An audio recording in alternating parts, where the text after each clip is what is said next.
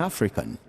Live from the Cactus Creek at Ibri, he is the king of prime time, Ghana's undisputed entertainment laureate, and still the youngest old man in Ghana.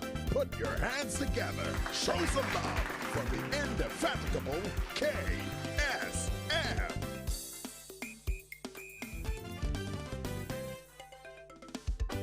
The KSM Show. Thank you. Thank you. Oh, my goodness. Thank you. So good to be here this evening. We're coming to you live from the Cactus Creek. Show some love. Oh, my God. Charlie, when you're talking to a Ghanaian, he says, hey, Charlie, Charlie, Charlie, Charlie, Charlie. When you hear Charlie like more than 3 times, Asemoho, eh? Hey, Charlie, Charlie, Charlie, Charlie. Stop, stop, stop, stop, stop. Why am I saying this? Tonight, my guest, Charlie, Charlie, Charlie, Charlie. So, my guest this evening, I am so excited about. I think I first spoke to him some years back, but it's here tonight. And let me tell you, this guy, by all standards, is a world-class legal brain, man. Show some love, man. Woo! Man! It's funny, I was talking to some of his people who know him, just to give me some few ideas what they think about this gentleman. They're like, Wabio. That's all I heard.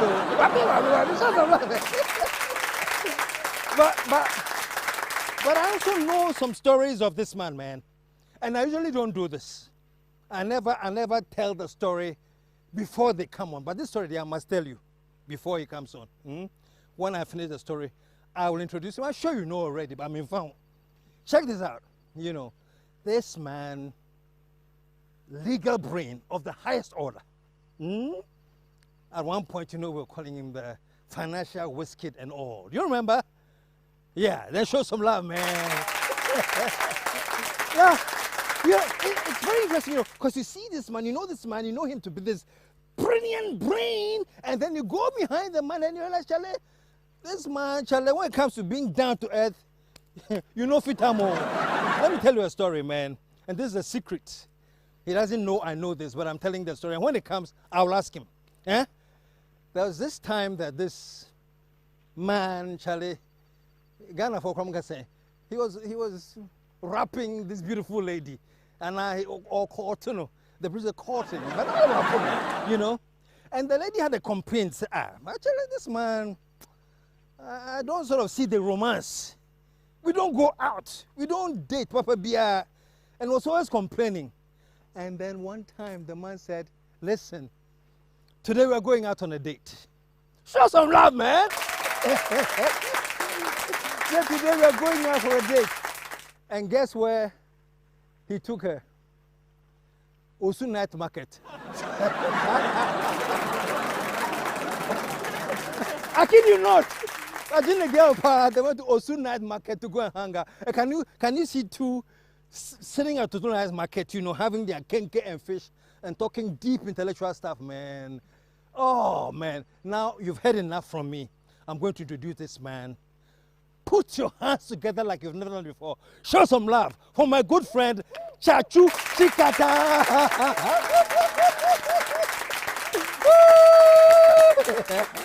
Please. Show some love one more time. TsaTsu, welcome to the show, man. Thank you. You've been talking to some dangerous people. Oh, not quite dangerous. I can feel that. And you've been hearing some secrets. You hear some secrets. When I come back, I want to ask you a secret. But now that we're here, we're going to take a short commercial break. When we come back, folks, you know, this show is called Let's Chat with TsaTsu. That's the name of this show. Let's Chat with TsaTsu. When we come back, I'll tell you why we have that title. So stick around. When we come back from this break, what will we do? We'll be chatting with TsaTsu. Stick around, we'll be right back.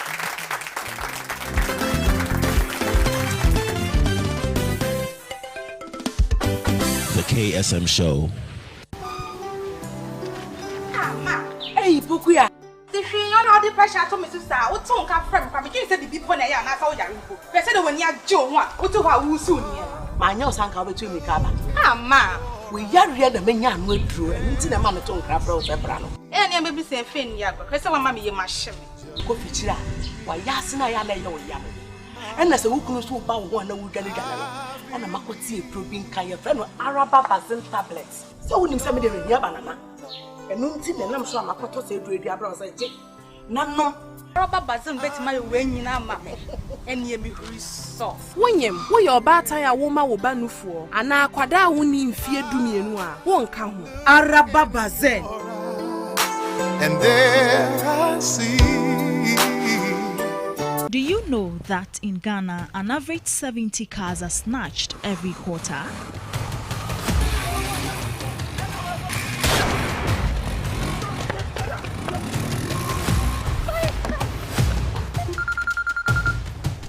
Hello, babe. What? Your car snatched? Don't worry, Jetty K GPS got us covered.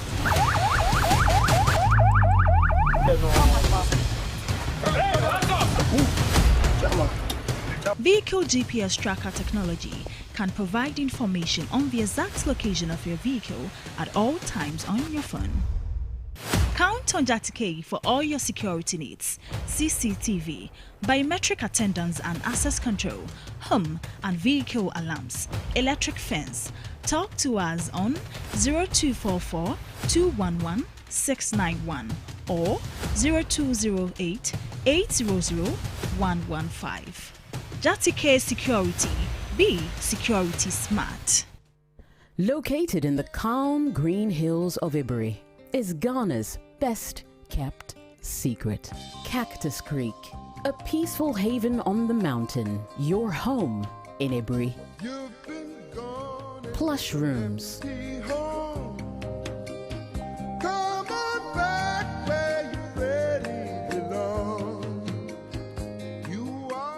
amazing landscapes, sizzling dishes, indoor and outdoor entertainment. Looking for the ultimate serenity? Don't look any further. Call Cactus Creek on 0550 395 007 or 0507 338 158. The best decision you'll ever make. Welcome home.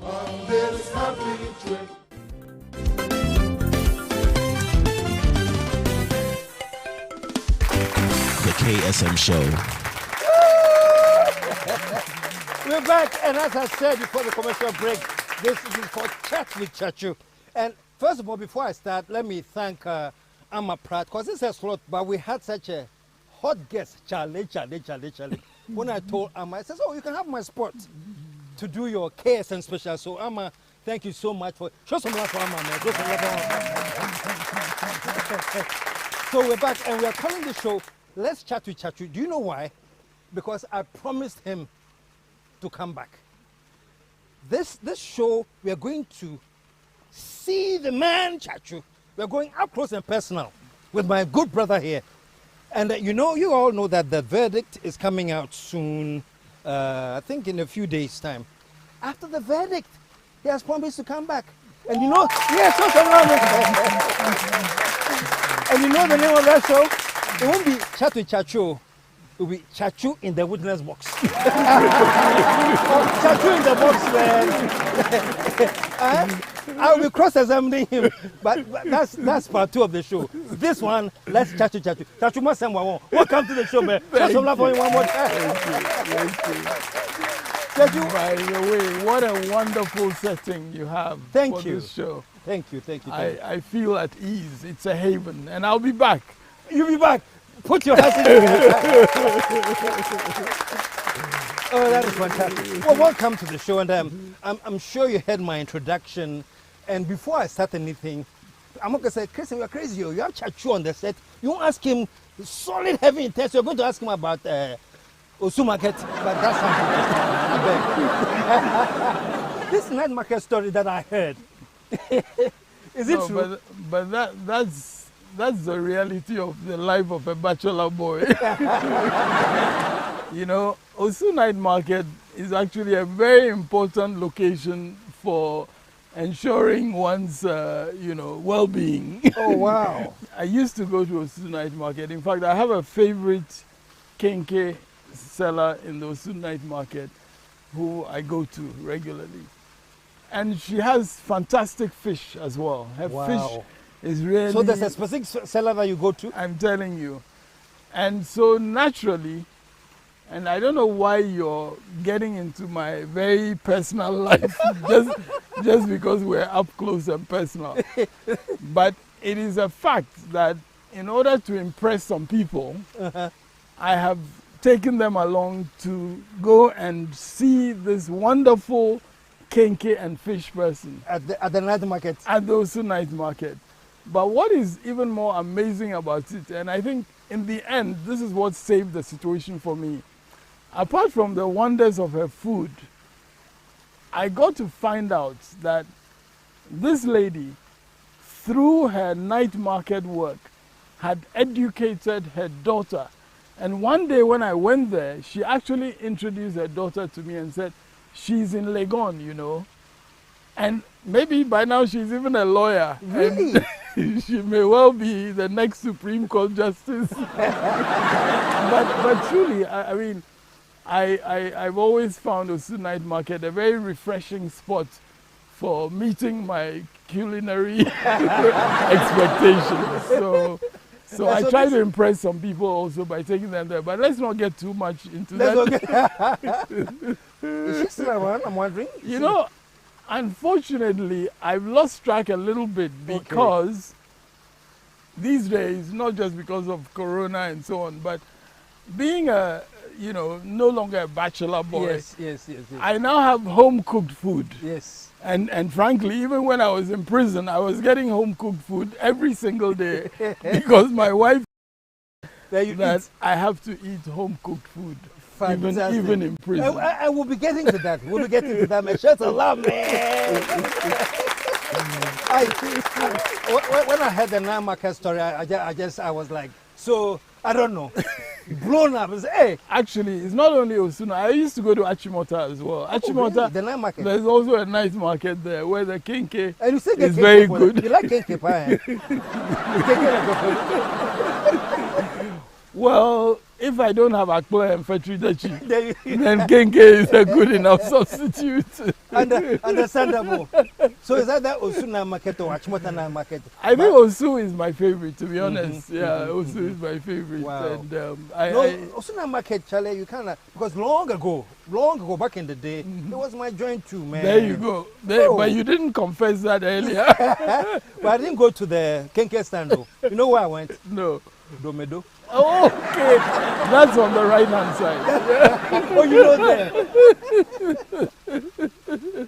Oh, wow. That is great, man. But honestly, it's very interesting, because when people are in the limelight like you and, it's hard to imagine them again as people who do what normal people do, So, in fact, when I heard that Osu Night Market was your hang-up, it was refreshing to know. But now you eat at home. Yes, good for you. TsaTsu, welcome again. Thank you. We say let's chat with TsaTsu. We are just shooting the breeze, There's so much we can say about you and so much we can talk about. So let's just go, man. I started off by acknowledging the beauty of your surroundings and so on.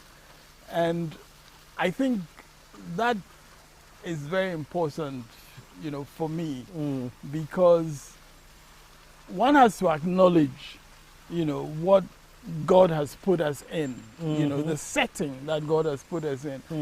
And I find that I really am excited every time it's like David in, Psalm 19, the heavens declare the glory of God. And he always has to give an acknowledgement to God in terms of when he sits or when he meditates or, on his surroundings and so on. So I'm feeling quite excited, not just to be here, but I'm also feeling quite excited to be able just to chat, as you said, in a kind of normal way. Maybe people are too used to seeing me sort of in my wig and gown and all that sort of stuff, you know. Or some people have even been used to seeing me just in a lecture room, you know, in the past and so on. But, you know, I'm kind of normal. TsaTsu without the wig and gown, man. This is TsaTsu, bare TsaTsu. I stripped him naked. This is TsaTsu stripped. That'd be a nice headline. That's a nice headline.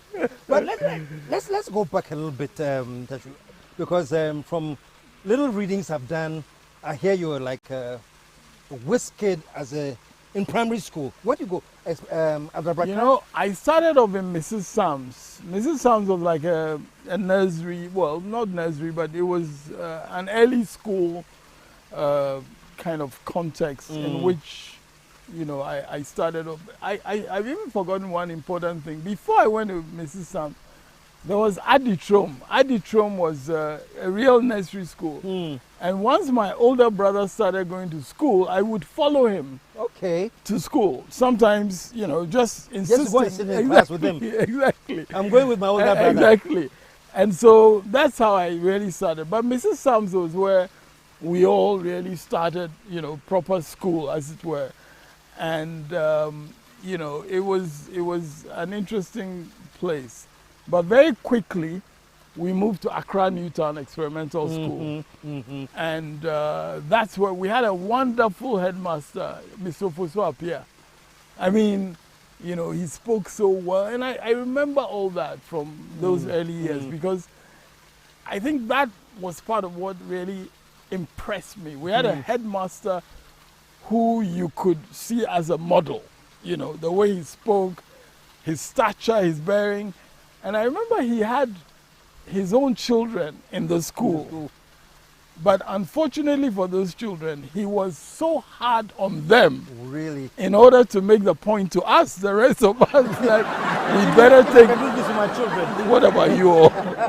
So it was a good discipline, you know, proper Equiapim Presbyterian discipline, you know. I can imagine. And so that was Accra Newtown Experimental School, and that was very formative for me because I made a lot of, you know, friends, a lot of, you know, people with whom I've grown up into Infantsipim. And this is what I find interesting right here.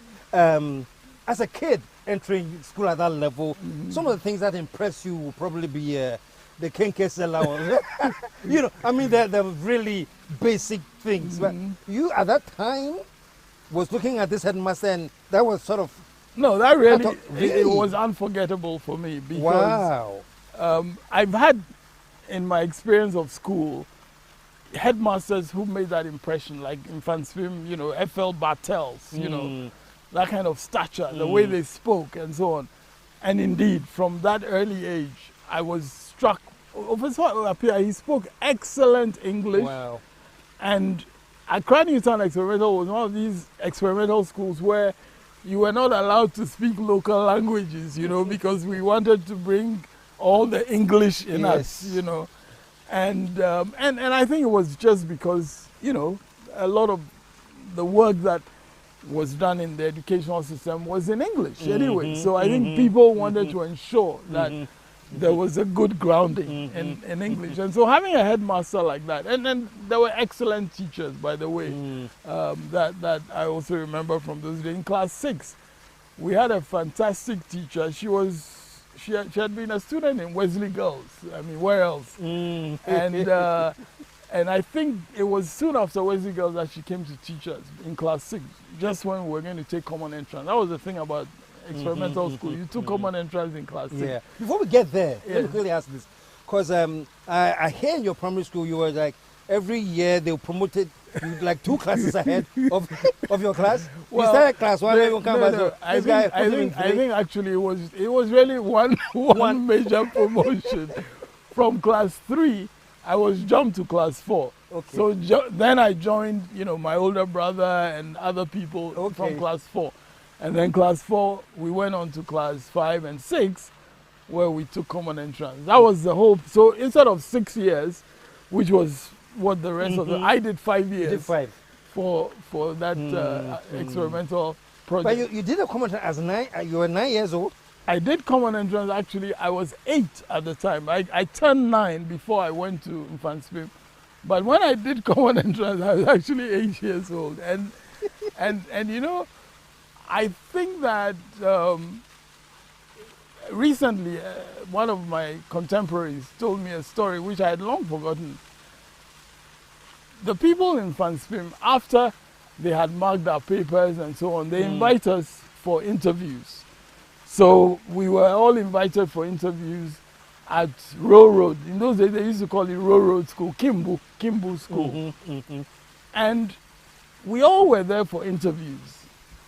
Then, in the case of Fui and myself, they actually asked us to do a written exam again, because apparently they didn't believe that we had been the people who had taken those written exams and so on. Scored that, So, it was that impressive. they actually had us sit down and write and do written exams again before the oral interviews. And I had forgotten this until one of my contemporaries reminded me that you people, the rest of us, were doing oral interviews. They sat you down to write your exam again. So indeed, we wrote again, and so I guess they were satisfied that we were the people who had done the Now that they have the evidence. They have the evidence. Yes, and then so that's how. So I got in Infantswim in January 1960. And you were 9 years old? Yes, I turned 9 in October. Okay. And so January I was in Infantswim, you know, little boy. And the beauty of being that little is that everybody protects you and takes care of you. So none of this bullying stuff, you know, that they do on other people. So there's a lot of bullying, but a lot of bullying, but you're so small. They didn't touch me. This guy, you know, all the protection. seniors, you know. And the other aspect of it was that in those days, I was quite asthmatic, and I still am asthmatic. But in those days, one of the asthma medications was asthma cigarettes. Asthma cigarettes which you inhale, and that sort of helps clear, you know, the system for asthma. Really? So I became a favorite, even to some of the, you know, the bad boys in school, because they saw that I was the only person who was allowed to smoke officially. So occasionally they would come for a stick of my asthma cigarette, in the hope that if they are caught smoking, they will say that I'm also smoking asthma cigarettes, and just like TsaTsu Tsikata is allowed, me too. So you liked it and all, and it's actual smoke? Yes, actual smoke. Really? And I was the only person that had authorization to smoke in school.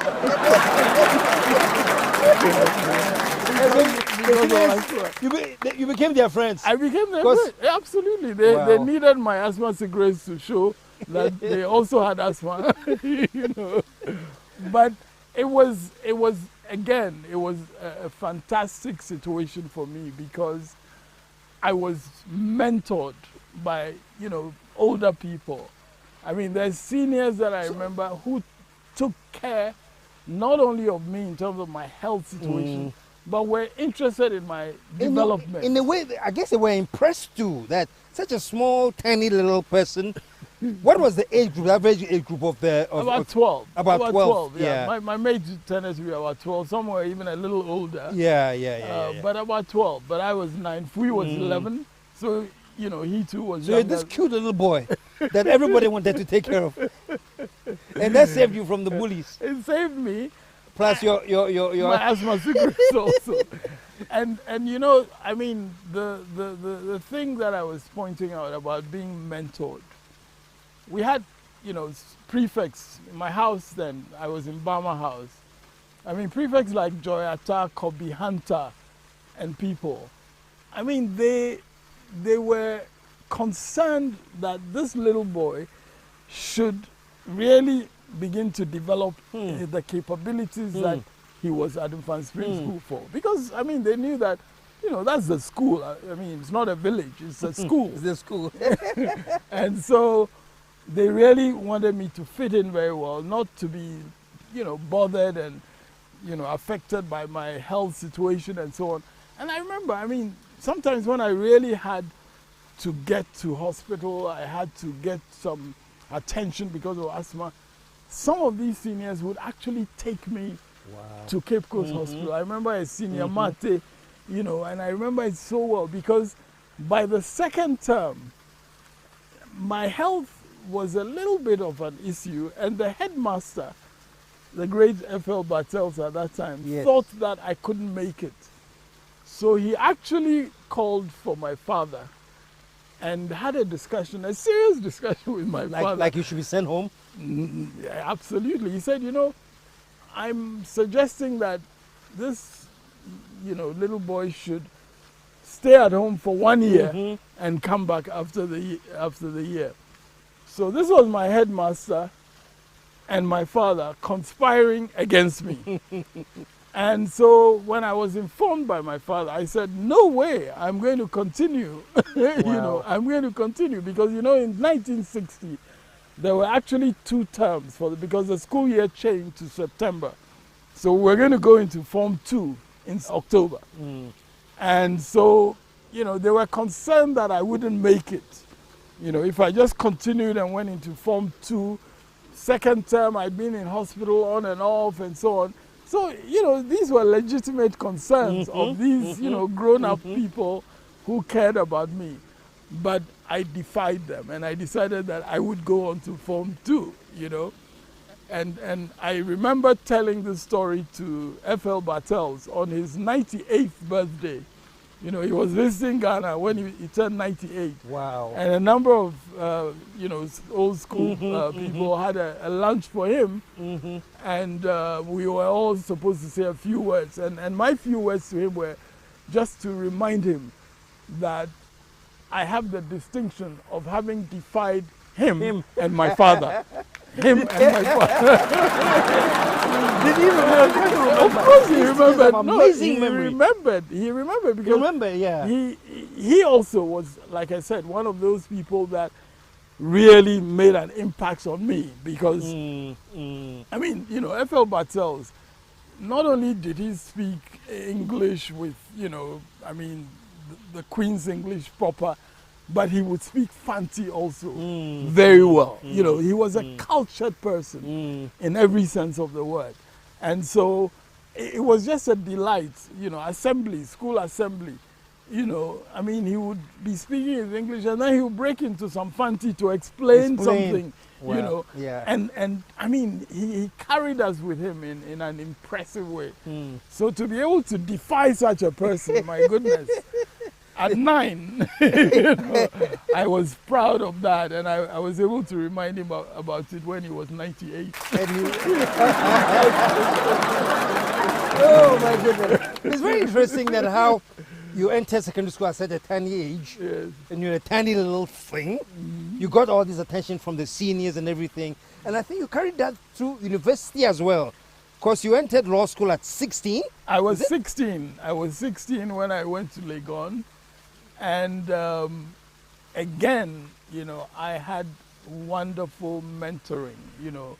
People like Professor Fuswama, he wasn't a professor then, he was a senior lecturer then. But he sort of, for instance, took me under his wing. You know, people like Kofi Deyanan, you know, people like Dr. Thomas Mensah. And these were lecturers who, you know, decided that they would sort of take me in hand and really give me access to their books. I could borrow from their library at home or in their office because I was curious. I was eager to learn. I was eager to read about all these cases and to analyze them and to engage in debates about them and so on. And I think once they saw that keenness, they were very happy with it. To you know, take me on. And no, I'm just bringing it up, you know, because I'm looking at you now. And this is telling me a story that as early as childhood, really, you seem to have a fascination for role models. You know, small boy, you have just started kindergarten, and you're looking at how your teachers. That's weird, man. Well, what is it about it? I mean, it must have something to do with your upbringing. That is true. You know, my parents, I mean, I suspect that my father would have been a better lawyer than I am. What was he? What did he do? My father worked for the UAC. Okay. He became a textile sales manager for UAC. And he was somebody who took education so seriously and wanted us, his children, to make the best of education. He and my mother made every sacrifice for us to take our schooling seriously. My mother was our home teacher from when we were young. I mean, she had been a pupil teacher herself. She gave up her, ambitions for further education and so on. To stay home. To stay home. And teach her children. And teach us, and also look after the home. I mean, my mother was, an extraordinary. She's alive still, by God's grace. She's 95, going on to 96. Wow, show us some love, man. And I mean, I think that she has been the real sort of anchor, especially since, my father died, and how old were you when you lost your father? My father died in 1981, I think it was. Okay. Yeah. Okay.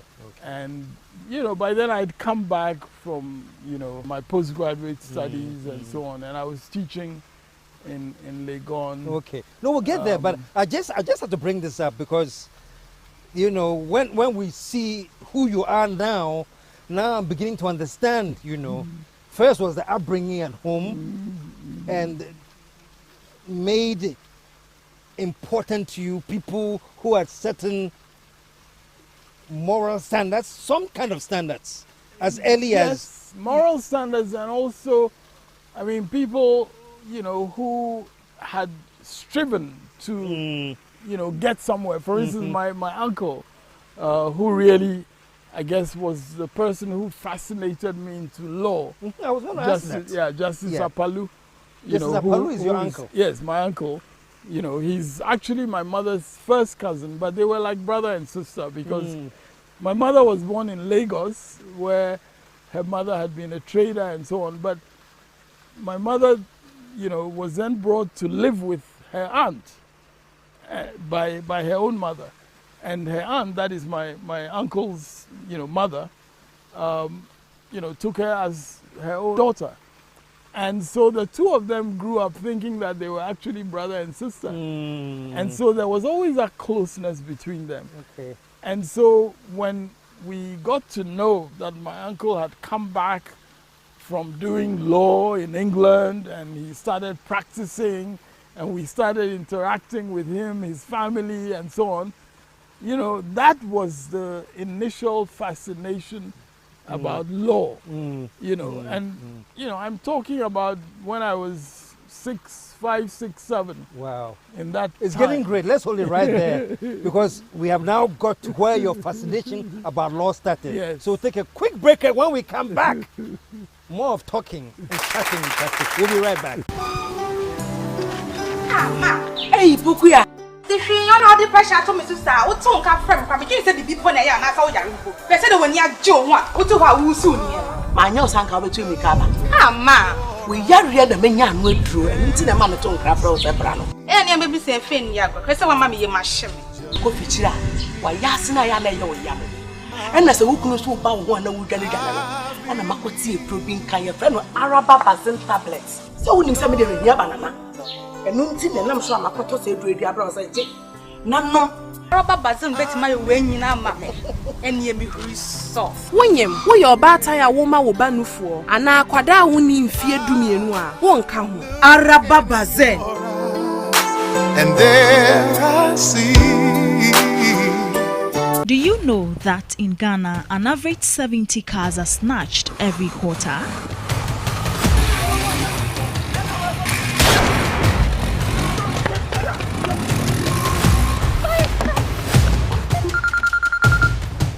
Hello, babe. What? Your car snatched? Don't worry, JTK GPS got us covered.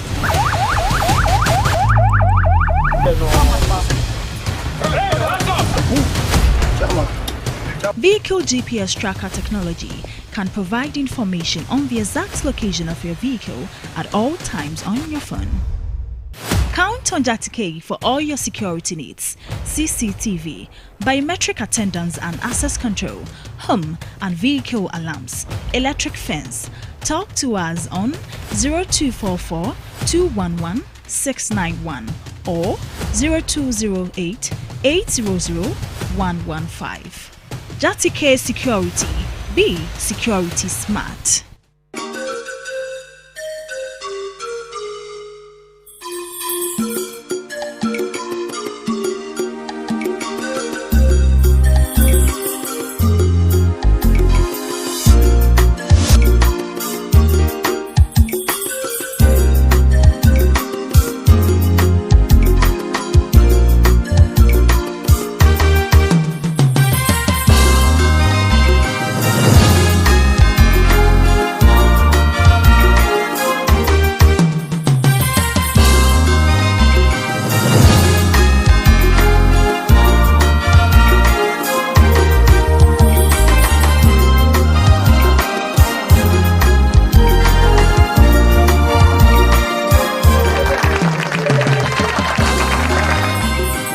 Whatever the occasion, with ATL, you can never be out of style. ATL, bringing fabric to life.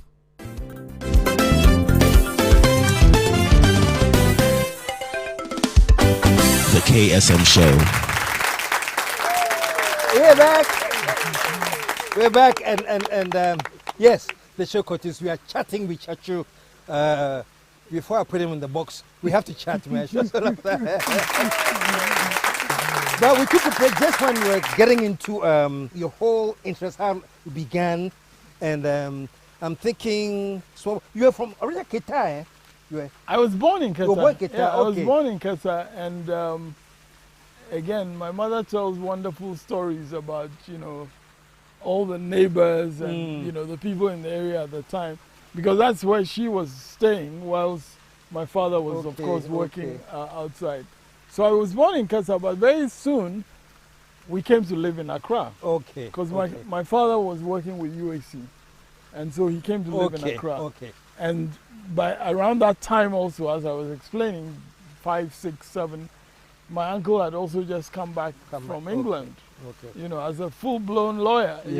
So what was it that was fascinating you about your uncle as a lawyer? What do you remember particular triggers that caught your attention? I wouldn't say there were particular triggers, but I think that, just the way he carried himself, as a respectable, gentleman. And, the idea of, even though in those days I didn't know about people calling them learned friends and all that, but he looked learned. Learned person.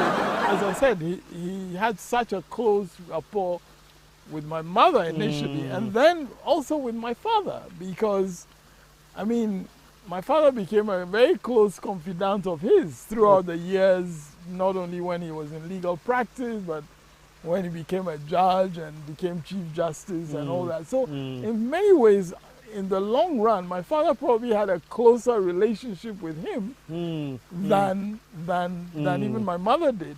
And that's why I say that my father himself would probably have been a lawyer if he'd had the opportunity in his career, because he also had that kind of, interest in legal things, in learning, and in inculcating the need for learning in his children. So I think all those sort of elements came together, not in the sense of any specific triggers, but just the whole package. It's like, I remember, for instance, going into the chambers which my uncle worked from, Omega House at Dabraka. I remember going there and seeing how clients would be waiting to come and see him, and so on.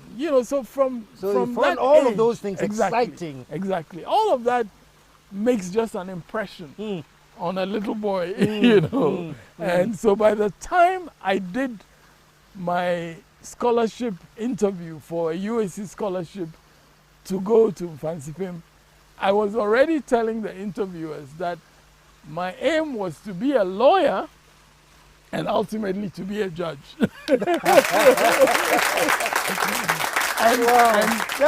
That was your aim. And I think those USC interviewers, they really were a little bit startled by this little 8-year-old boy. You know, I think I turned 9 just before that interview in December 1959. Were you born there? Oh yeah. What do I know? Yeah. 56. So that's what I told them. Those were my ambitions, you know.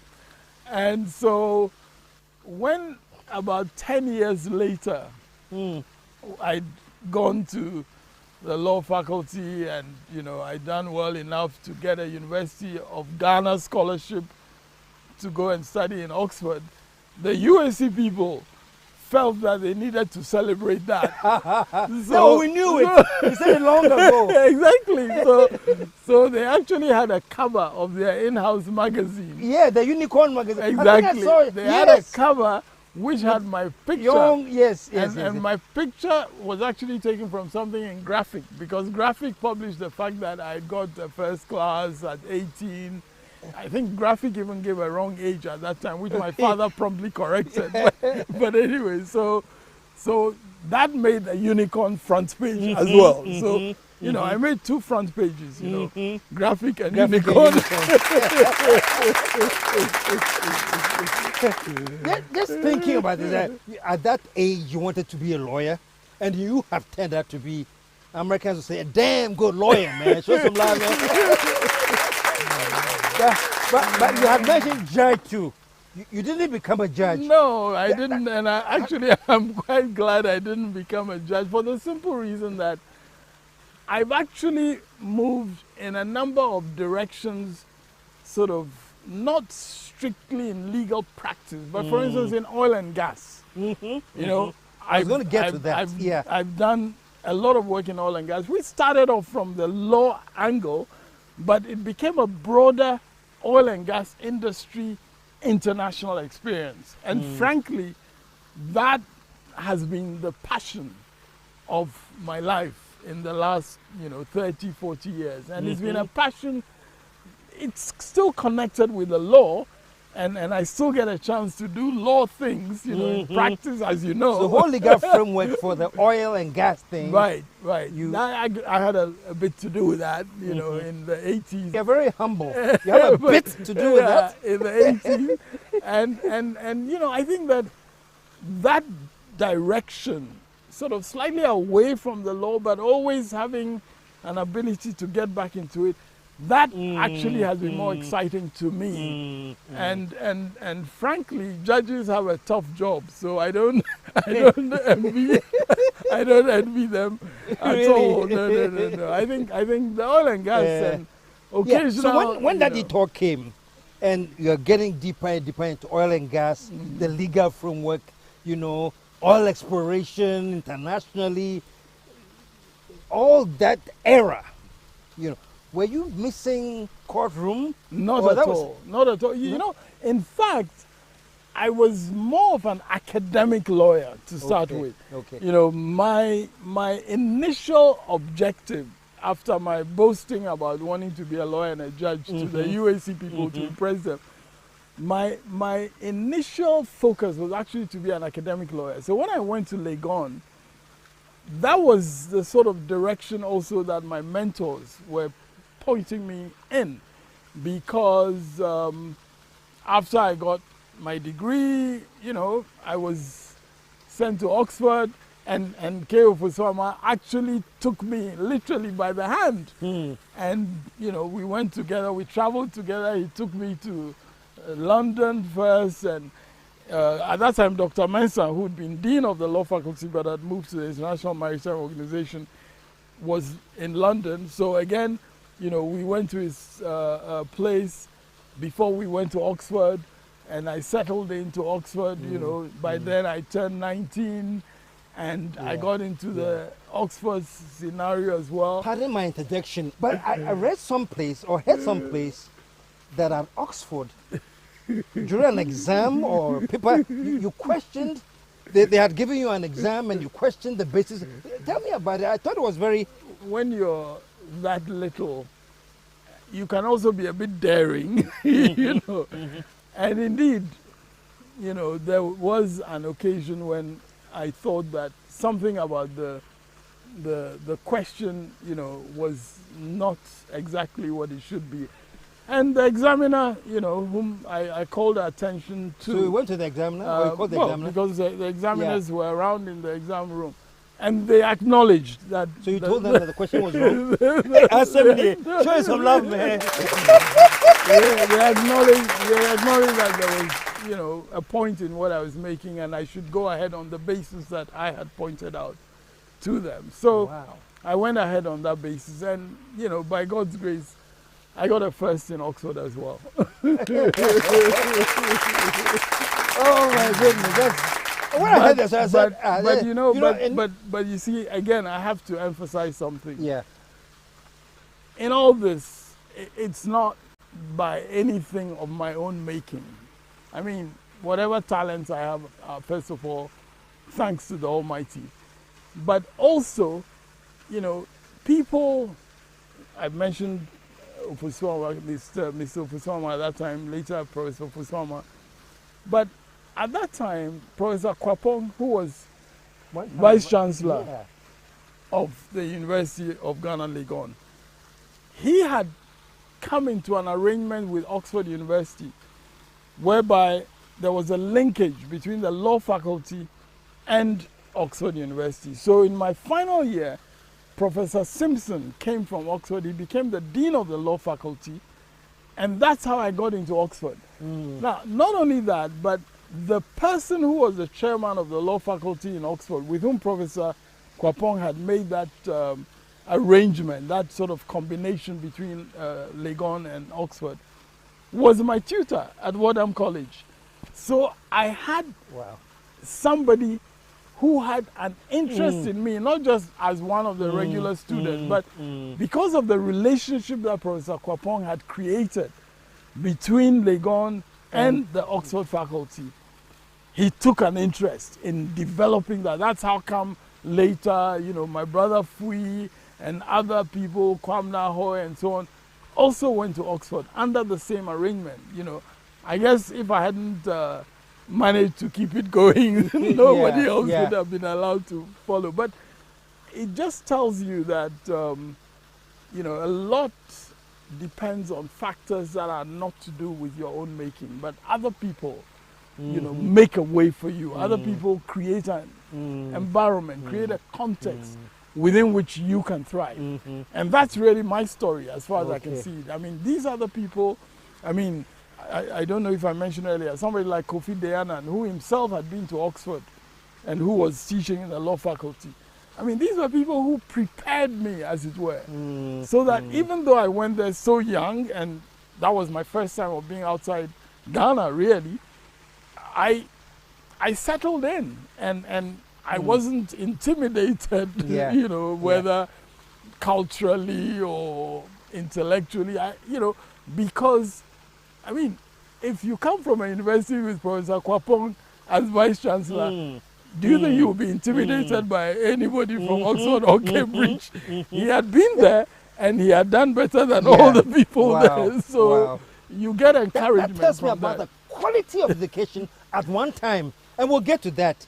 But maybe we still have it. Maybe, I don't know. Yeah, but for now, for the youth there that are listening, you young ones growing, painful.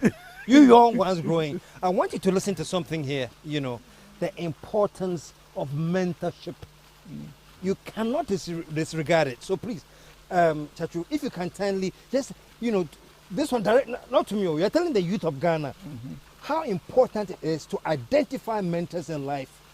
What is it that they should look for in the mentor? And what, like, because I'm listening to you, and from the earliest times that I can see, you had people that you admired and modeled your life, you know. And it's not happening too much these days. Well, you know, I think the first point is from the point of view of yourself as a student, as a young person, as a child or whatever. I mean, you must have an aspiration that you link up with older people. You must look up to older people. You know, I think sometimes young people can be a little bit, you know, sort of the view that, you know, we can do it by ourselves. Yeah, you know, we can, yeah. you know, we too have the, I mean, I don't know the word to use, but it's almost like they feel they can sort of, you know, work their way through their own capabilities or something.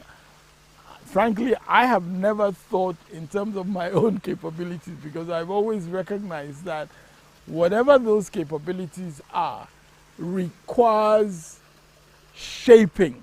You know, it requires shaping, it requires not only mentoring in a direct one-on-one sense, but it requires the creation of a framework for you to thrive.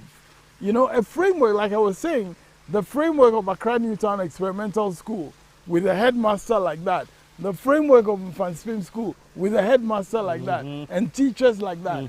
That kind of framework is very important. So when you have the opportunity in that framework, then you start relating yourself to individuals who also begin to show an interest in you because you are showing an interest in the work that they're giving you. You start making sure that you live up to whatever expectation they set for you.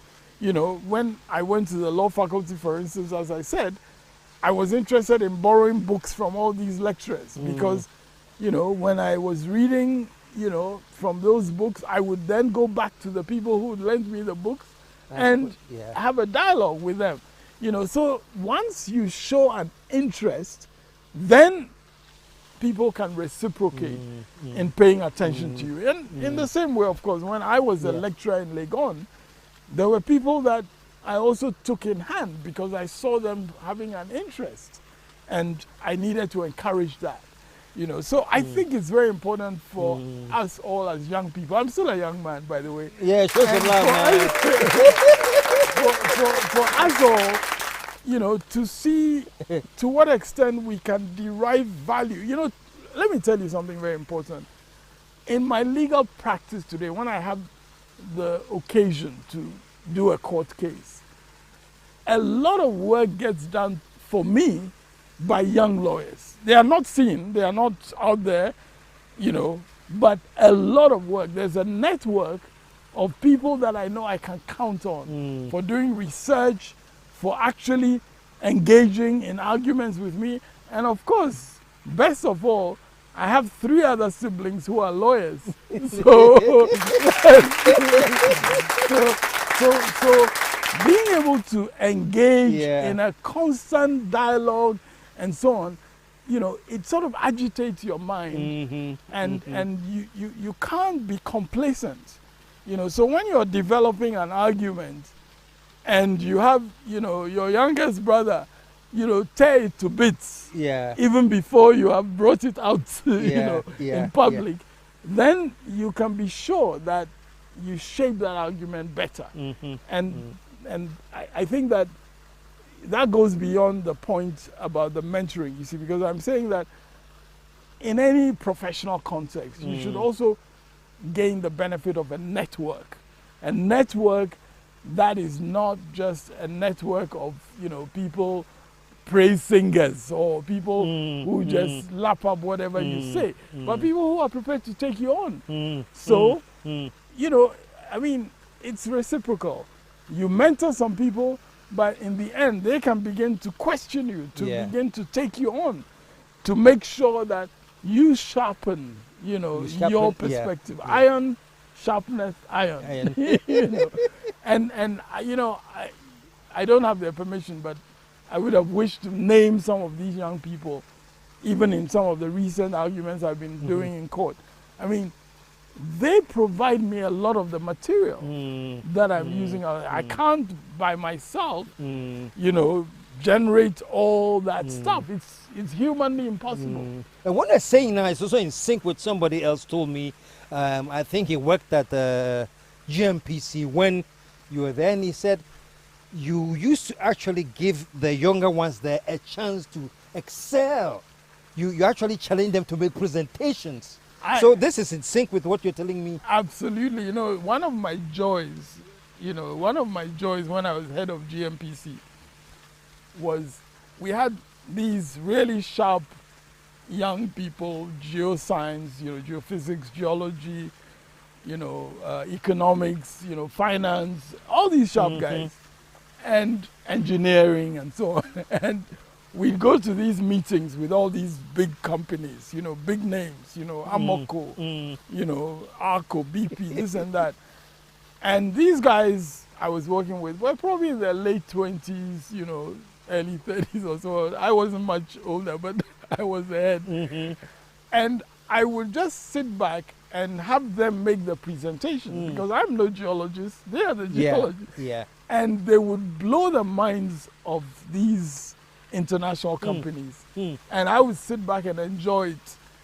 And for me, that was really one of the defining features of what we tried to do with GMPC. As a national institution, we wanted to make sure that we had a caliber of people who knew more about Ghana's geology as far as oil and gas is concerned than anybody else in the world. So that when they go to a presentation, no matter what the company they are talking to is, they stand out and people can literally applaud them. And that's what needs to happen. Wow. And I'm glad to say some of them subsequently have become top ranking management and this people. guy I won't mention his name, but he won't stop talking about you.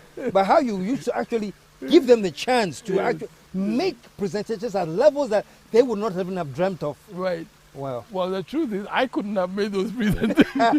So you let them go. So, I mean, all this finance stuff and so on. I mean, there were some really sharp people. I mean, I'm excited about the potential of this country in terms of human resources. That's been my excitement from the time I was teaching in Legon and so on, even before teaching, and it remains my excitement. And I don't know how we harness all that to be more productive than we currently are, but that's another story. That's another story. Do you have a problem where, and sometimes, because when I talk to the younger ones about finding mentors and doing all the kinds of things you're saying, be like, guess they don't even mind us. Have we got to the point where people who are supposed to be in positions who would mentor younger ones are not there, or they don't care as much, or because that's what they complain, KSM. And so they tell me, KSM, you know how long I've been trying to reach you? It's like, have things changed? Do we still have? I'm not clear in my own mind what the issues really are at the moment.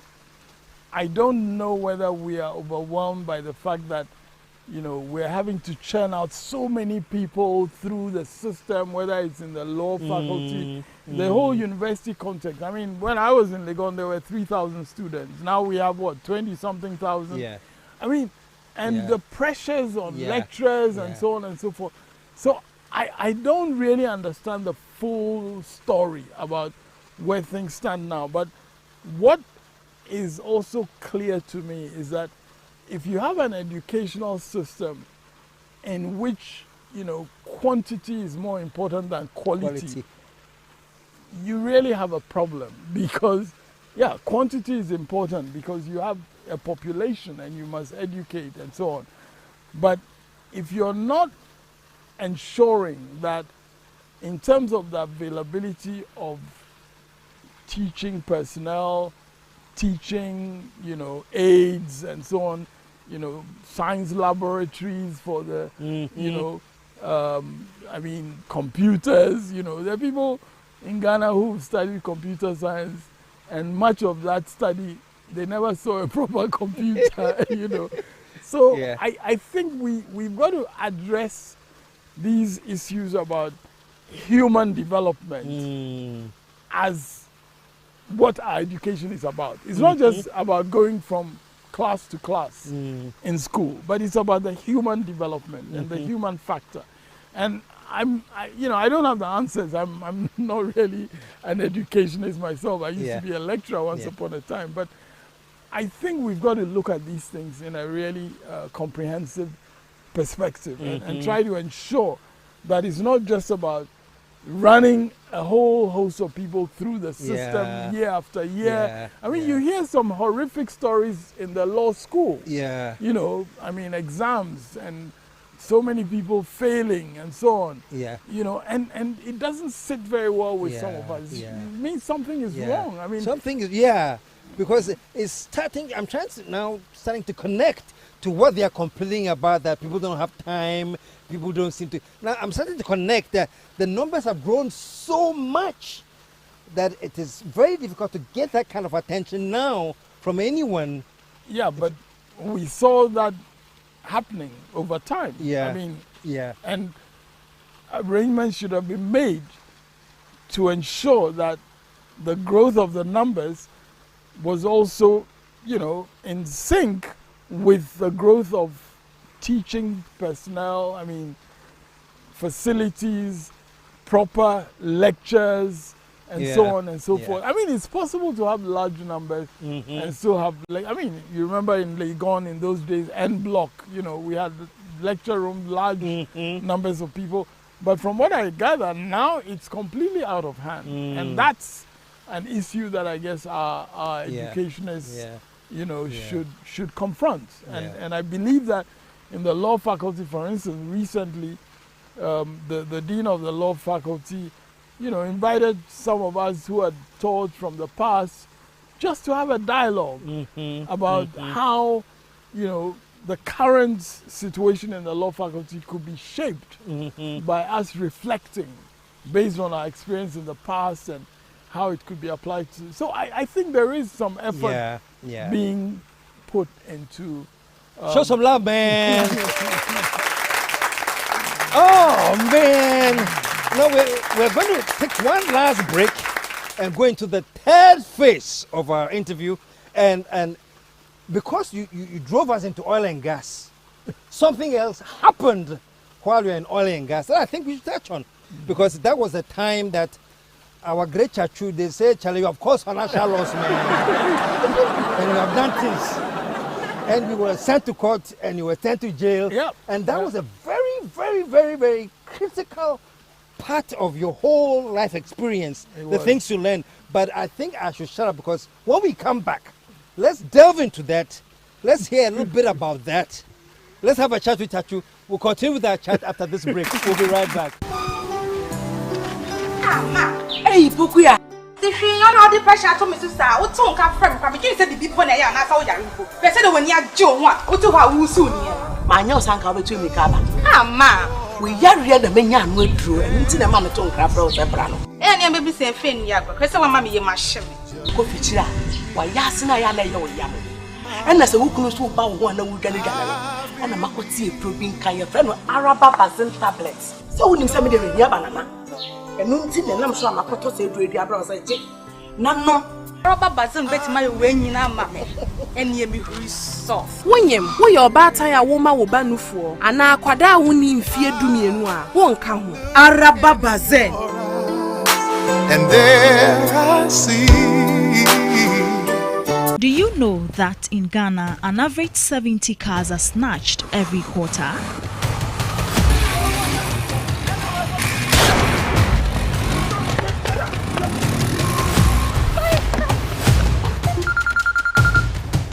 Hello, babe. What? Your car snatched? Don't worry, JTK GPS got us covered.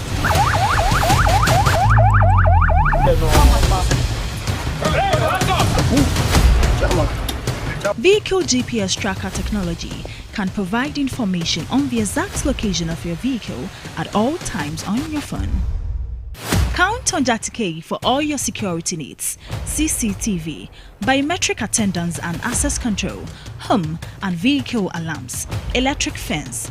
Talk to us on 0244 211 691 or 0208 800 115. JTK Security.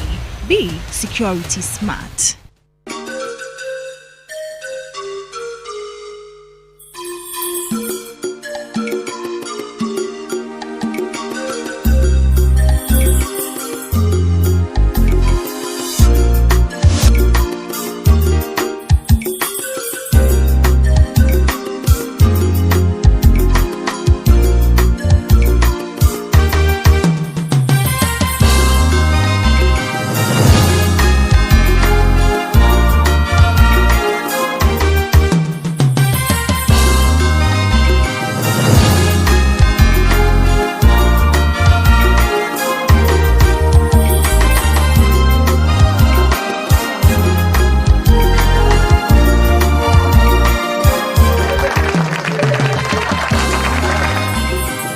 Whatever the occasion, with ATL, you can never be out of style. ATL, bringing fabric to life.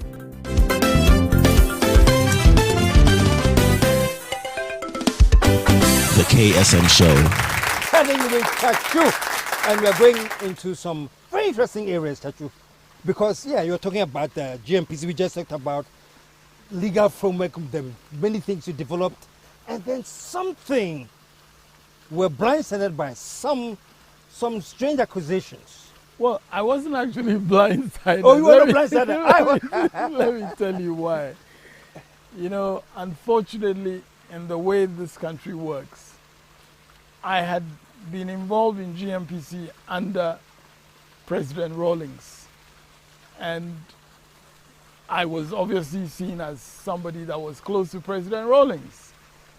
And a lot of credit obviously has to be given to his, interest at the time in developing GNPC and creating a new legal arrangement for oil and gas, because oil and gas previously was just part of mineral resources generally. Unfortunately, in the nature of this country, once a new government came, 2001, they wanted to throw overboard the things that he had been doing. And of course, I had headed GMPC during all that period, and I became a target. It's as simple as that. I became a direct target, and they had to find something. And the reason I say I wasn't blindsided is because, frankly, I could see from the beginning of 2001 the determination by hook or by crook to find something against me. I could see that. And that's what led to all these exciting legal cases also. The fast track court, I went to the Supreme Court. The fast track court was declared unconstitutional. And then they changed the panel. They added 2 more judges to the panel. They did a review. In those days, there were people criticizing the judges who made a decision in my favor. In fact, you should go and listen to what President Akufo-Addo, who was Attorney General at that time, you should see some of the things he said about the judges who gave a decision in my favor. But, there was a determination to overturn that decision. So, Justice Afre was appointed to the Supreme Court. And, another judge, Justice Lamte, was added to the panel. And so from a 5-4 in my favor, it became 6-5 against me. And then you remember the whole saga. I was taken to a series of courts. In one case, they withdrew it, then they took it to another case, it was thrown out, then they rearranged. There was a determination. So in the end, that's why I'm saying that in the end, they got what they wanted by having me on June 18, 2008, thrown into jail. And what is causing amazing? Financial loss. Yes, for causing financial loss. And the causing financial loss was in connection with a transaction that was introduced to GNPC by a bank, Merchant Bank, as our financial advisors, brought a project which involved also the International Finance Corporation, by the way, and we ended up as a corporate body getting involved in guaranteeing the company that was in that project. Now, it was a cocoa project, yes, and people say, what did cocoa have to do with oil? It's very simple. In fact, one of the reasons why Merchant Bank got us into that was because all the financing of oil imports of Ghana was based on foreign exchange from cocoa. And we were in a situation in 82, 83, where, cocoa production was declining in this country. And you had a project which was meant to reverse the tide. And we got involved based on advice from our bankers, from IFC and so on. We got involved in trying to get that project going. In the same way as, for instance, we also got involved, by the way, in creating EcoBank. EcoBank Ghana had investment from GMPC, EcoBank 25 years later is now the biggest bank by assets in Ghana. I mean, so, you know, there were people who had all these perspectives, but we you know, without trying to get into all the detail of those cases, I ended up on a day in court when the judge had not indicated that she was going to pronounce judgment. The trial wasn't done.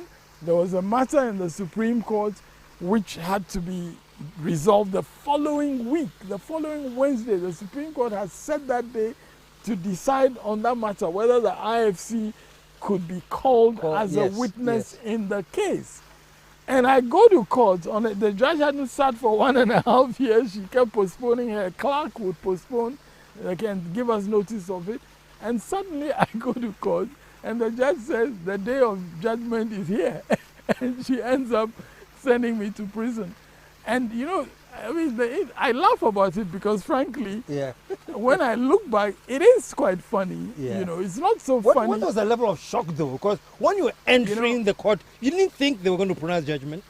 Absolutely. You know, I drove myself to court. I picked up my friend Martin Newman, and I drove him to court. So at the end of the day, I had to give him my car keys. Because you're going to swim.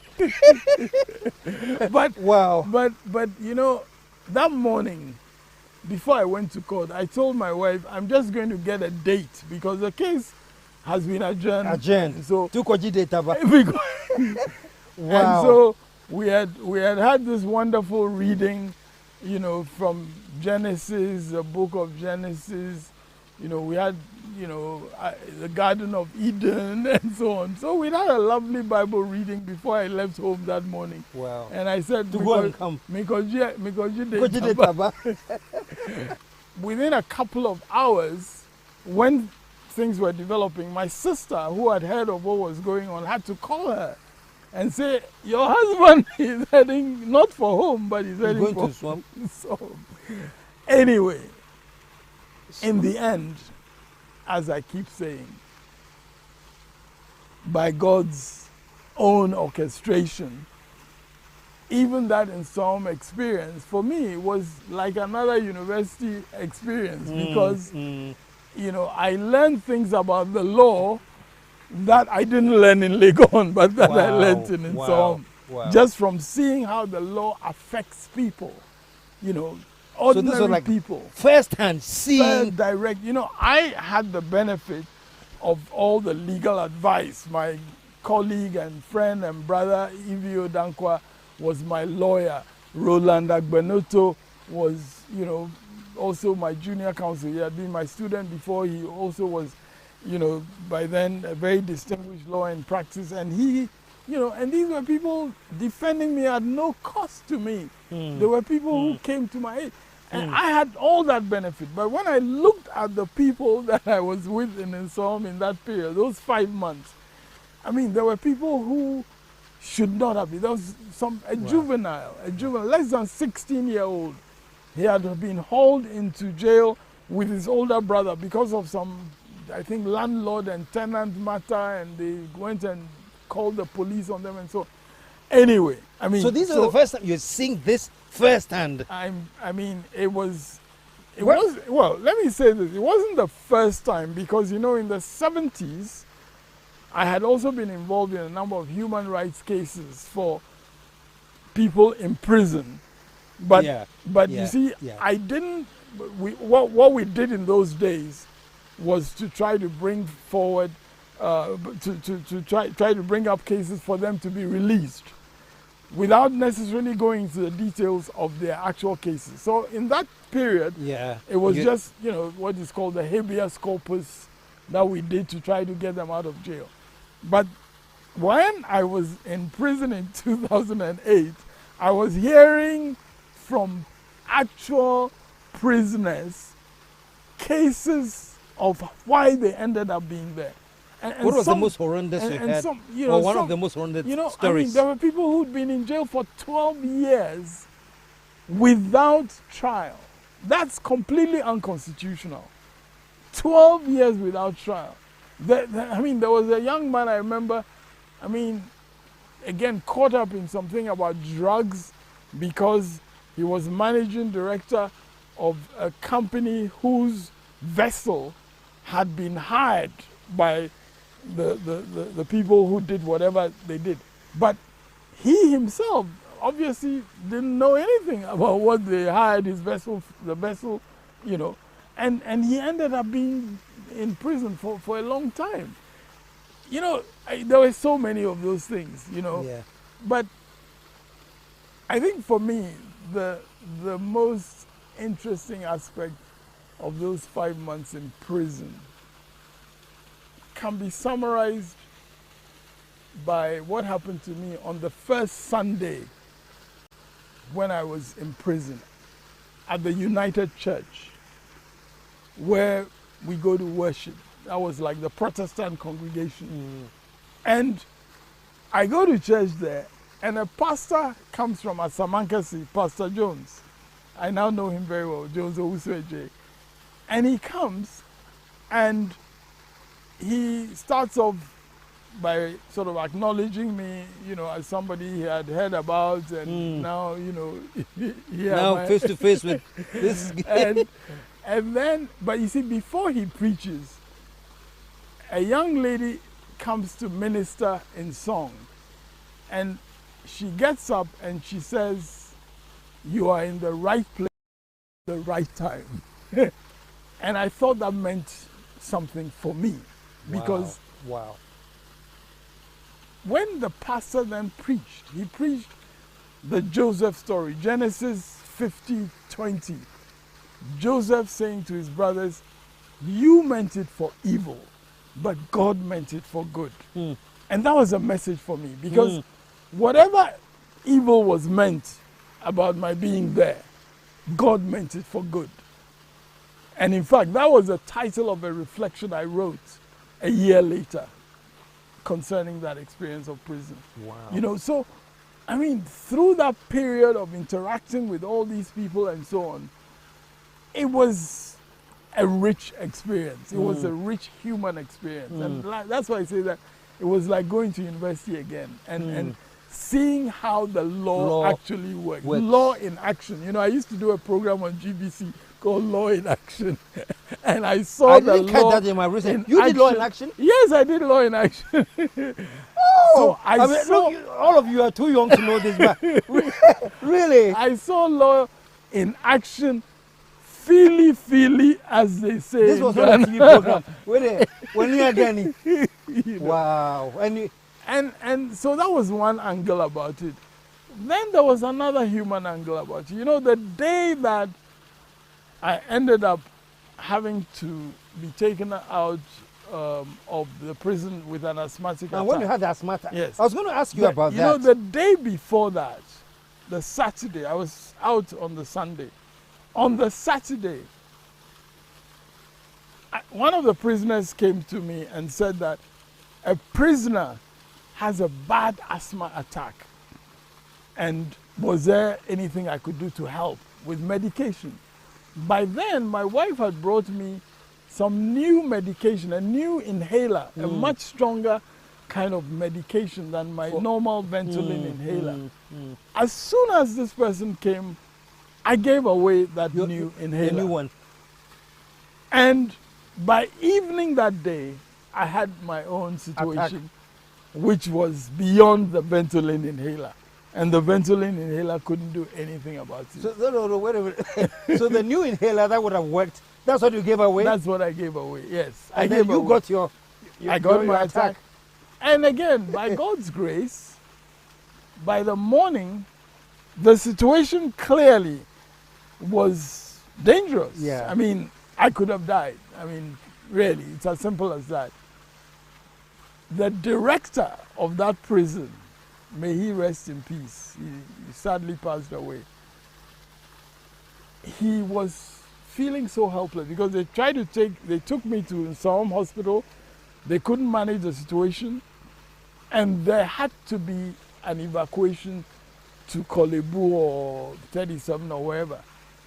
To cut a long story short, it was my wife who they allowed to organize an ambulance from Accra, from Koforidoa, yeah, to come get to come Tunsum. Tunsum, because there was no ambulance in the prison, no ambulance anywhere. And then first 37, and then at 37 they saw that their ICU could probably not handle the situation, so they moved me to Kolebu, the National Cardiothoracic Center. But the good news is that so I was able to have medical attention in the end. So thank God I'm still alive. Yeah. But that meant that that other prisoner was also saved. And can you believe it? 10 years from the day that I went to prison, we went with this Pastor Jones and a medical team to do a medical outreach. And a prisoner walks to me as, you know, we're interacting. And he said, do you remember me? I'm the one who came for that inhaler. Oh, to give to the... To give to the person who had asthmatic attack. And he says to me, you know what? That gentleman is always so grateful to you because his life was saved. He came out of prison. Now he's in Germany. Oh, is it? Wow. Now he's in Germany. And he can't stop recalling that inhaler thing. You know, that inhaler moment. Yes. And saved you know, his life. For me, that's why I'm saying that they may have meant it for evil, but God meant it for good. Because when I look at that human experience that I had in that context, I can only thank God for taking me through even that.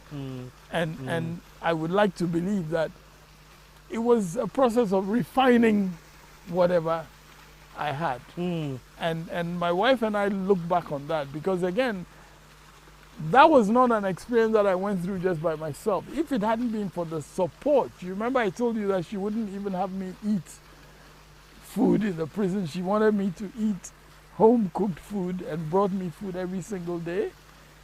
I mean, so that level, every single day, you know, she came and she had her own job to do. Yes, that's some love, man. So, you know, when I think about that, my siblings, the support that I received, my mother came to the prison. She was then past 80. You know, she came to the prison. I mean, and I you know, I'm speechless because that's what energizes me. That is what gives me the assurance that, you know, God is doing something beyond just my own human capabilities. Yeah. And I can only thank God. I can only feel. And I saw some writings some things that you had written. Yes. Every anniversary, I saw one called.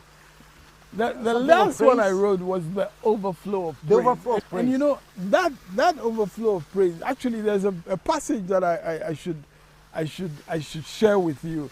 It's a passage that really sort of ministered to me, particularly in the period when I was writing that reflection 10 years on.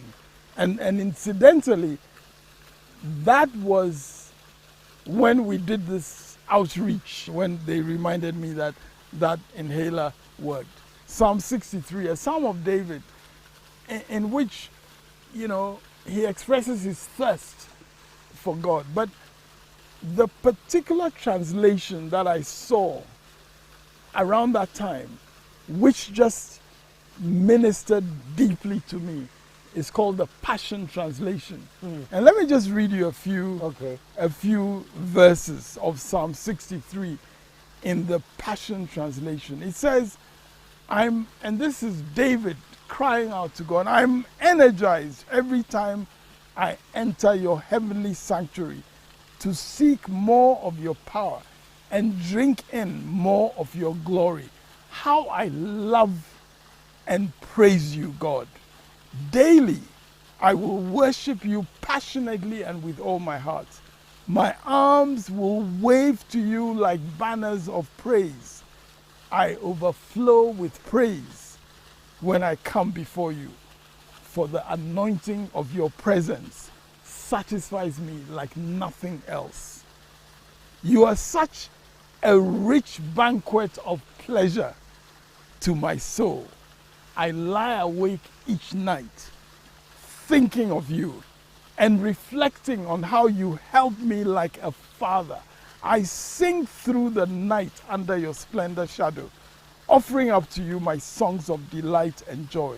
With passion, I pursue and cling to you. Because I feel your grip on my life, I keep my soul close to your heart. With the anointing of a king, I will dance and rejoice. Wow. Wow. Incidentally, the dancing part my wife does because my feet are not so coordinated. There are stories when in hospital with the attack, she would visit you and you had her sing a song, or she sing a song over and over again. You know, and in fact, the song that she would sing over and over was Danny Nete's song, I will worship you. I will lift up your name on high. You are Lord. Yes, you are. In those days, she had been singing it as part of our song group in church. Yeah. But I didn't know it was Danny Nete's song. Okay. And it, again, when I was in prison, it used to ring in my ears. And so when I came out of prison, I was having a chat with one of our younger friends. And when I mentioned the song, he said, that's Danny Nete's song. Wow. So I said, who is Danny Nete? And so that also set me on a course to, we had to look for Danny Nete. And Danny Nete. So you met him finally? We met him. Danny Nete became our son. And, you know, it is sad that he went so early. But Danny Nete was somebody who gave us such joy with what God had anointed him with. And it's interesting to hear you talk about such passion and reverence for God. And it's like, actually, I mean, this is not like just sing on the side that don't. It's like, well, you know, there's a relationship. Yeah, I know that people often say, oh, but this man, he became a socialist. And so when he became a socialist, he was an atheist. Well, this is one socialist who never became an atheist. Put your hands together. And you know, and I mean, from Scripture Union and Infanspim. In fact, you said at Scripture Union in Infanspim? Yeah, I was in Scripture Union. So now you're Krifi. And it was Miss Florence Yeboah, who was then Deputy Traveling Secretary of Scripture Union. Wow. To Nigel Sylvester, I think it was. And it was on one of her missions at Infanspim, that's when I really became a committed Christian, because of Florence Yeboah. So again, I'm telling you about people who make an impact that is for life. So that was when I was about 11. You know, 62, thereabouts. Really? I was about 11. And that carried me through. My parents were, of course, you know, Christians, and they brought us up in a Christian home and so on. But in terms of my personal conviction, we're talking about from that period with Florence. So you're around 11? Yes. When you developed that closeness? Yes. And through university, you know, through Legon, when I was in the University Christian Fellowship as well, that's where I met and became so close with Professor Ivio Dankwa, for instance. And again, some of the experiences of that period are just unforgettable. At that time, Mr. William Oforiata had just come out of prison himself under the Nkrumah period. And he would come and speak to us at the University Christian Fellowship. And he would speak to us, we'd all be so excited at Pawili and so on. And for some reason, he took to me, because I was, again, a little boy. Pawili, after coming to speak to us, University Christian Fellowship, above the bookshop in those days, he would actually come down and walk with me to my room in Legon Hall. Check it out. Big 6 Pawili, walking with this TsaTsu Tsikata 17-year-old, you know, in Legon. To your room? To my room. In those days, my roommate was Duke Dankwa, his nephew. So that was an added reason for Put your hands together, man. Really? So I mean, you know, that kind of impact also at that age was unforgettable. You know, I hate to cut you because we are running out of time. But I spoke with some of your brothers, and I said, I want you guys. Just what do you think of your brother? Just send me some one-liner. So I want to read it to you. I spoke with Chidi Doche and then your cousin Kofi. So I'm going to read what they sent to me, and I want to see whether you can guess who would have sent that. Yeah? So I'm starting with the first one that says this. He is the most easygoing and down-to-earth kind of person who, despite his level of knowledge and higher control over the English language, will never intimidate or overwhelm you in a conversation. He would always come down to your level and make you feel at home with yourself. That's cool. Just some love. That's Kofi. That's Kofi, my nephew. Let me read the second one and tell me who wrote it. Very, very simple. He says, a person of conviction, one who lives by his convictions almost to a fault. Who sent that? Chidi. That's Chidi. They all say things like this, you know, your conviction almost to a fault. And I just want to wrap up in the next few minutes because it was that conviction. Even when you've gone through all the financial aid crisis and whatever, and magnanimous ex-President Kufuor says, I'm pardoning you. You said, take that pardon. I didn't deserve this anyway. You know, actually, I think I said it nicely. Oh, you did. You did. I wrote him a letter from my hospital bed. Yeah. And I just said that, you know, I would not accept his pardon. And I wouldn't accept it because by then I already had an appeal pending against the decision that had been taken. And I wanted to be, you know, vindicated. Yeah, not pardoned. Not pardoned. You want to go through the process and be when vindicated. you're pardoned, it means that the conviction still stands.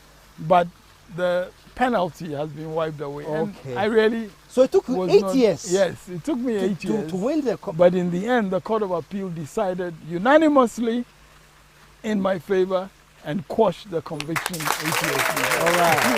All right. Now, just before we leave, to the glory of God, not to the glory of God, not to my. When you were in prison, I think one person that energized me and actually came to visit one day, you know, was when I met your wife Esther. Absolutely. And she picked up this whole crusade, free TsaTsu. You know, it was absolutely fantastic. Yes, if Esther is watching, do you have a word to tell her wherever she is, Esther? I'll tell her privately. Tell her privately. Just so loud, man. Well, folks, man, this has been exciting coming to you from the Cactus Creek. Let's have a chat with TsaTsu. And the man has promised, so you heard it. He says he will come back after the verdict, and that time he will be it will be TsaTsu in the box. Just make sure that it's a big enough box. But really, thank you. I'm glad that your time was limited and everything, but you said you are committed to coming, so you are here. I'm glad we had this chat. And you know, I have to say to you that you probably don't remember it, but there was a time that you and I were talking about something, and you quoted Ephesians at me about, you know, exceedingly abundantly and all that. And then I remember that we are Osofuba.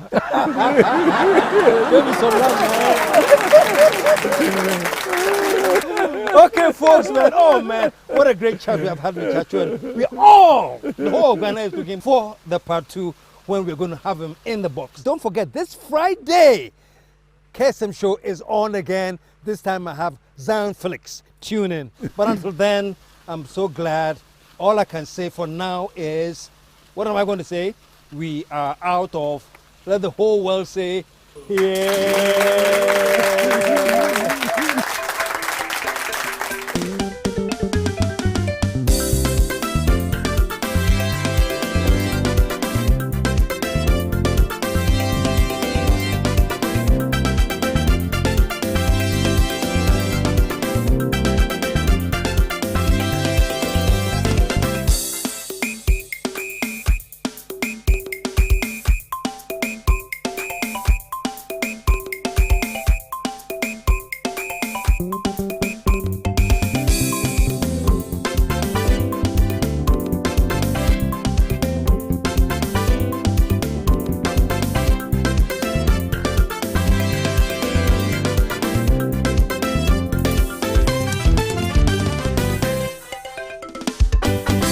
KSM Show.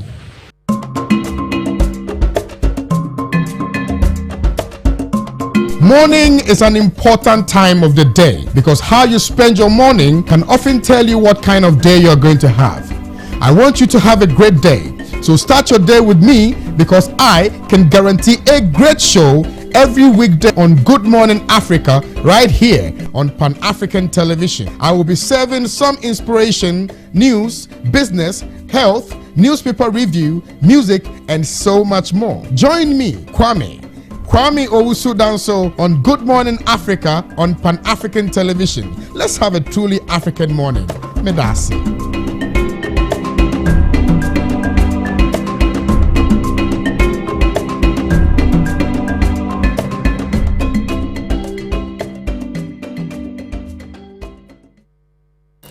Hello, what are you doing Tuesday to Friday, 7:30 to 9 o'clock p.m. every day?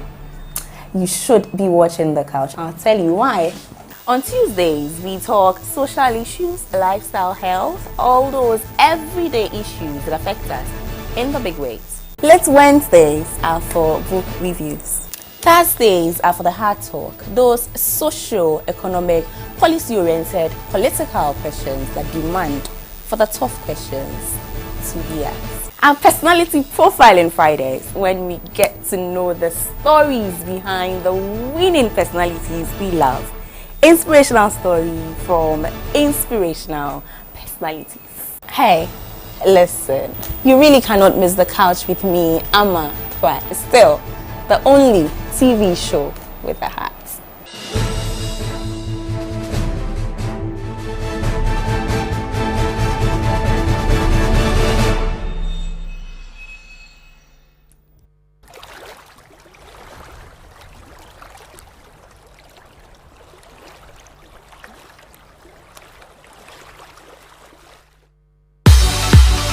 Hello, Ghana.